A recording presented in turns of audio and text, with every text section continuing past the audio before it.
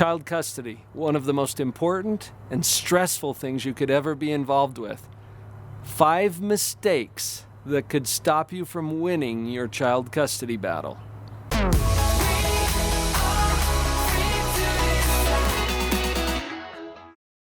I've got my great friend, Sid Unrau, with me again today. Sid is an attorney, and he and I got to know each other first in the context of doing child custody evaluations for the court. So we've learned a lot in that experience. You from the perspective of an attorney. Yes. And me from the perspective of a psychologist who was appointed to do child custody evaluations, which I don't do anymore, thankfully. I wish you did.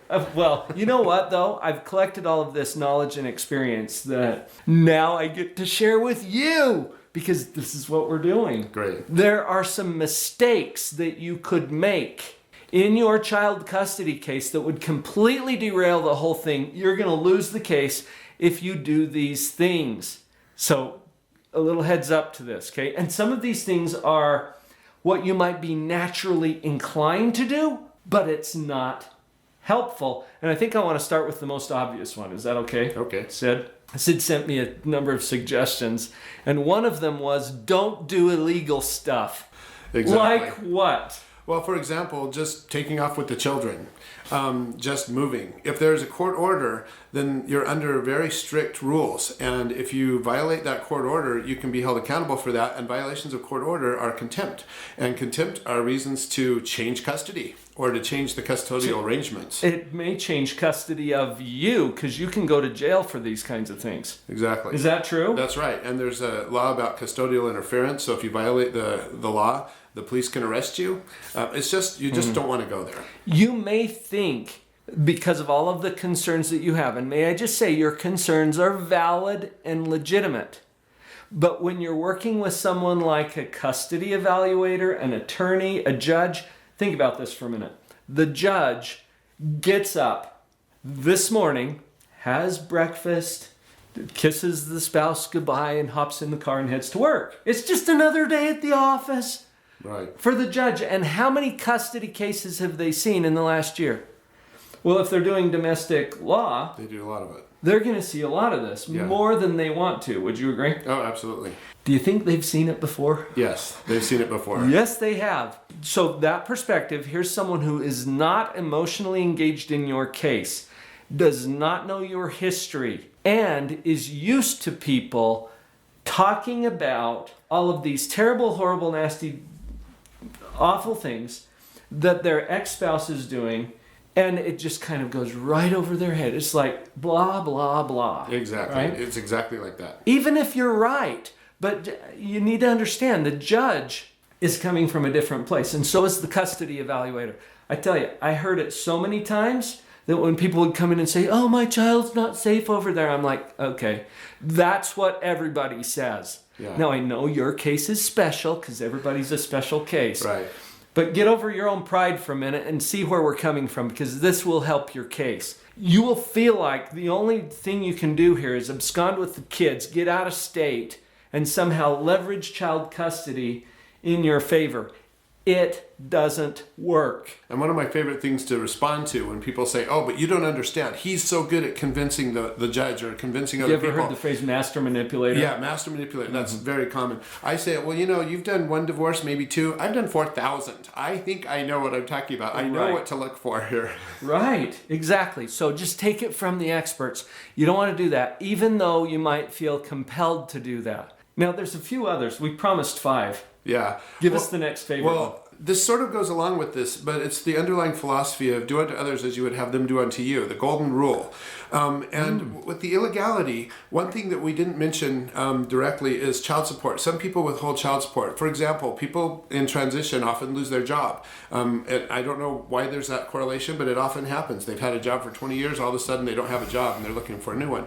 Yeah. And people who owe child support sometimes don't pay anything because they can't pay what's ordered. Let's say it's $600 that's ordered and they just can't pay that. Here's the truth. You've got to pay something. The judge will understand if you can only pay $100 or if you can only pay $150. But if you pay $0, I've heard judges even ask questions. Are you eating? Do you have a place to sleep? So you're not sending anything to your children?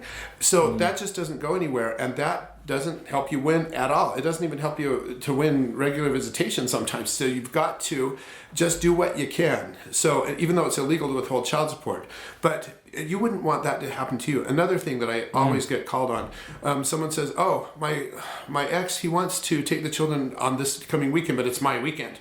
Should I do that? And I say, well, are you ever in your life going to have a time when it's going to be his weekend when you might want the kids? And, well, I don't know. Well, yes, the answer is yes. So just do the golden rule here. Say yes, keep track of it on the calendar. He may not give you the makeup visitation. That may be true, but you can keep track of it on the calendar. We can show that to the judge. And when push comes to shove, if we have to argue about custody, if we have to argue about visitation issues, we can show you were not the one standing in the way of the free flow of the children between the parents. And that is the other, that's just standing in the way. Focusing on my rights is just the wrong way to look at it. Focus on the children, what the children need. Everyone says, well, I have a right, I have a right, I have a right. Great, you do. That's true.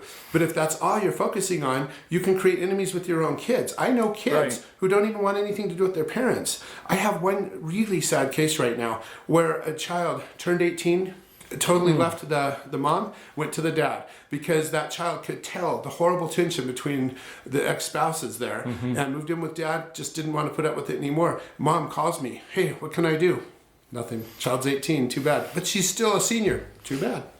I'm hearing several different mistakes that we could make here in a child custody case that would totally derail everything. So when you said the golden rule, what I thought, Sid, was don't be an idiot. Yeah, that's exactly right. Be a decent human being. And you know what? In my experience, divorce, and especially divorce that is complicated by a child custody battle, brings out the worst in people. Unfortunately. And you're not immune from that. Okay? As good of a person as you are, you're not immune from that. So if you slump to the level of being an idiot, Sid, you're saying follow the golden rule. Okay, remember so that's one of them. You said don't withhold visitation or child support or money. Right. Sometimes you'll think, well, they don't deserve it. Right. Exactly. And I have to prove they don't deserve it by withholding it. You know what? That's not going to prove anything. No. Well, it's going to prove that you're an idiot. You're an idiot. Yeah. Okay. So don't go there. Right. All right. Now we're talking very bluntly because we're having a private conversation. Exactly. All right. And we're not your attorney. We're not your evaluator, but we are an attorney and an evaluator that's seen some things. So we're on your team. Okay. So let's see if we got this. The golden rule: not withholding money or visitation. We already talked about don't do anything illegal. You said something about don't talk to the kids about the custody case. Right. This is a mistake that everybody makes. Kids bring stuff up. They come home from visiting mom or dad and they say stuff about what was going on at the other person's house. Your response is, oh, that's great, and then go on to something else. Don't follow up with interrogating questions or the questions that could look like interrogating questions. Let the kid free flow as far as the conversation is concerned, but don't start getting into it. The judges always order, you cannot discuss this matter with minor children. Now, the judges can't control what the minor children say, and they understand that. They understand that the kids are going to bring stuff up. Sure. But you've just got to be careful. And certainly, and this is one more level, don't coach the kids about what to say or what to look for or anything like that. And sort of ancillary to this, cell phones have ruined a whole lot of visitation because one parent will just call incessantly the child while visiting the other parent. If this comes to the court will say no cell phones during the visit, or you may have one time call. That's it. The children are always supposed to be able to freely call. That also is a problem because when the children know that, then if the one parent is doing something they don't want, then they just call the other parent or they text the other parent that's just an endless horrible game. So control the media somehow, but don't do it maliciously, but certainly don't be the malicious one trying to interfere. So I realized as we're having this conversation, some of what the rationale behind not involving the kids in this conversation, I've already talked about at some length in another video. It's called How to Win Child Custody, and you can link to it right up there in that corner. Beautiful video. And it's got a lot of traction because people are realizing, you know what? It's not about all these things that I thought it was. Right. This has to be focused on my child and what my child's needs are.